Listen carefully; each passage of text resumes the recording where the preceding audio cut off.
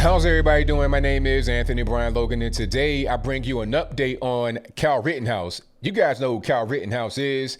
He is a young man that shot not one, not two, but up to 3 people in Kenosha, Wisconsin in self-defense. He was out there just protecting buildings during the whole Jacob Blake riot. Remember the whole thing was going on? They're going from place to place, burning down furniture stores, appliance stores, just random places. He was out there with a rifle protecting the place. The protesters, quote unquote protesters, rioters, got pushed to his location by the police because they were trying to clear out spots. And what ended up happening was all these people kind of gathered in the one area. So the so-called protesters saw Kyle Rittenhouse with his rifle, and some of the guys tried to attack him. One guy ran up on him, who I think might have been a convicted sex offender. One guy ran up on him, was throwing stuff at him. I think he threw a Molotov cocktail at him, got right in his face, tried to attack him, tried to lunge at him, and then Kyle shot him. That guy, I think, died. Another person charged at Kyle Rittenhouse when Kyle was on the ground because Kyle was running away. He was not just out there with his gun trying to be Rambo or Judge Dredd or anything like that. He was running away with his gun, trying to avoid any kind of problems, trying to avoid the mob that was chasing him. So he's running away and he trips, falls on the ground. One guy rolls up on him, pulls his gun out, a handgun, and points it at Kyle Rittenhouse. Kyle has his rifle and shoots that guy right in his arm. I think he fired 2 or 3 shots when he was on the ground because there was a mob around him. One guy got shot. I don't think he died. I think he just got shot, injured. And he shot the other guy that was right over him. I think he had a jam in his rifle. He was able to clear that and shoot him. The guy's arm was looking like spaghetti. You understand? I'm talking about the meat and the noodles. It was a mess. But in that spaghetti noodle meat hand arm, he had a gun in his hand, right? So that was self-defense. All the shots, in my humble opinion, from what I saw, were self-defense. However, he has been charged with several different crimes. Some were in Wisconsin where the actual event happened, and some were in Illinois where he's from. Remember when the whole thing happened? Oh, well, he took the gun across state lines. He was trying to hunt people.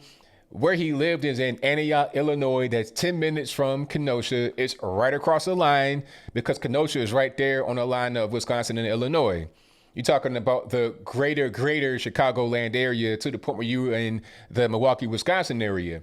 Anyway, the charge was dropped for Illinois because the gun was never in Illinois. The gun was always in Wisconsin. Kyle Rittenhouse's lawyer, Lynn Wood, said that the gun belonged to Kyle's friend. All right. His friend let Kyle hold the gun to be out there protecting the places that could have been burned down if nobody was out there protecting them. All right. And he had to use the weapon as self-defense because he was getting attacked by a mob. That is what happened. Unfortunately, that charge being cleared is good, but it didn't free him from juvenile hall where he's at right now. And I think his next court date will be on October 30th to extradite him from Illinois, where he's at right now in the juvenile hall, to Wisconsin. You know, that might not be a good idea to go to Wisconsin. I think his lawyer said that inmates already had bounties on his head, so it's going to be unsafe. I think it would be good to be housed in Illinois rather than going to Wisconsin, although the Illinois charge has been dropped. So he could be extradited to Wisconsin, but I'll move right along. He still faces plenty of charges in Wisconsin. I think first degree willful homicide or murder, whatever they call the specific charge. I think he'll beat that one because how you going to say it's first degree? Like he went out there to stalk people and hunt them and things like that. And the news stories about this are ridiculous. I'm seeing NPR talking about white teenagers shot so-called demonstrators. And why is this race important? I don't think anybody that he shot was black or Hispanic or anything else but white. So you got a white guy shooting white guys that attack him. And you have these adult white males that attacked a underage minor, okay, a boy in their eyes. Oh, he was too young to have a gun. He was a boy. Okay, well, you got people that are attacking them that are adults. So why attack them? Why are you attacking the child? It's funny how that works, where one person is to be held to some kind of really high standard of law abiding, but not other people. If you believe in what they do as far as their criminal activity, then it's fine. If you don't, then it's not fine. All right. I think that Kyle Rittenhouse only will face the misdemeanor gun charge in Wisconsin. It is not a felony to do what he did in Wisconsin as far as having the gun because A, that was not his gun, and B, he used it in self-defense. He was not out there trying to attack anyone. There was an interview from the Daily Caller, if I'm not mistaken, or the Daily Wire, one of them. Whatever the publication was, you guys let me know in the comments below, where he said he was only out there to protect the businesses and to help those that had been injured. He had a med kit on him. As a matter of fact, the first guy that he shot that attacked him, he was trying to administer some aid to, but he couldn't do that because the mob ran up on him and chased him away. He did not engage the mob with his rifle. He left. He ran away. And that's when they surrounded him. And it might have been like 8, 9, 10 deep, somewhere right around then. And he had to shoot 2 of them to protect himself. If he didn't have that rifle on him, he probably would have been in a very bad situation right now if he was alive at all. So although he's not out of the woods yet, I think that he'll beat this case. He already beat that gun charge in Illinois because that whole narrative about, oh, you cross state lines with the rifle, that's false. Yet again, the media had no problem putting that out there. Neither did Facebook, although the media and Facebook don't want to cover the Hunter Biden story, but I digress. The point is that that whole narrative was false. He was out there to protect businesses. And when he had to shoot that rifle, he was defending himself. Okay, that's a fact. It shouldn't matter what color he is. You can be black, white, Puerto Rican, candy stripe. Self-defense is self-defense, period. If you don't want to get shot, try not attacking someone, okay? If they got a gun, it's even worse. You attacking a guy with a gun? What are you thinking about? You putting life into your own hands. So as I close, I want to say this. Hopefully, Kyle Rittenhouse beats all the charges and gets sent home, away from juvenile hall, away from jail, away from the penitentiary. That would be justice. If he doesn't get that, then there's a serious problem.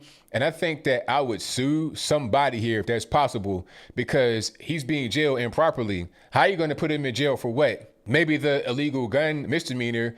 I mean, does that require you go to juvenile hall with no bond?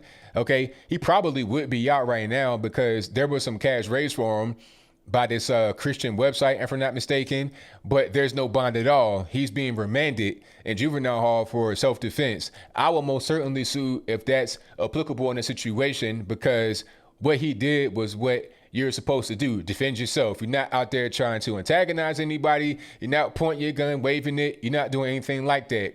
All right.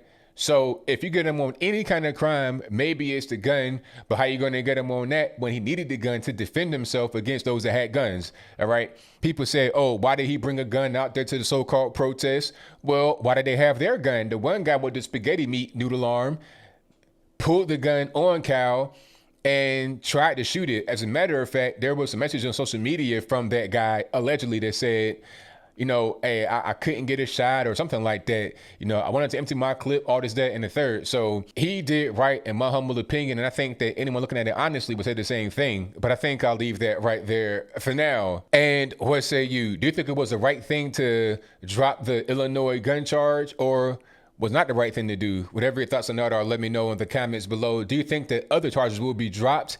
I think, first degree, intentional homicide, murder, whatever they call it. Should there be any charges here at all? I don't think so. If you get him on anything, I think it'd be the misdemeanor gun charge in Wisconsin. And they might have to drop that, like I said, because if he did not have that gun, he would have been in a bad situation. Now, to address the last little thing here as I close for real this time, some said that he shouldn't have been out there. He should have been at home, you know, eating Pop-Tarts, playing the PlayStation X, Y, and Z. Well, somebody's got to be out there to protect these businesses. I mean, people out there crying tears. They got furniture store for 40 years in the same location, supporting themselves with it, supporting their family with it, and now it's all gone. Oh, they got insurance. They built it back. Well, that's not really how it works. You can't have your business burned down every single week, you know, or for as long as you want to be out there at the riots. That's not really how it goes. So I think that you don't want to have your business burned down, just like you want to have your house burned down. Okay, you got homeowners insurance. I don't mean you want to have your house burned down, burglarized, or anything like that. You want where you live, where you work, where you play to be protected and not destroyed by the so-called BLM protesters. How does it make sense to burn down random things because you're upset at a police shooting or the verdict of it or whatever the case. It does not make sense at all. You're not actually being able to gain progress. You're being regressive. And in the midst of your regression, you're ruining lives for generations to come. But whatever your thoughts are, please let me know in the comments below. And that's all I got to say for this video. If you like what you heard, please comment, rate, share, and subscribe. Peace.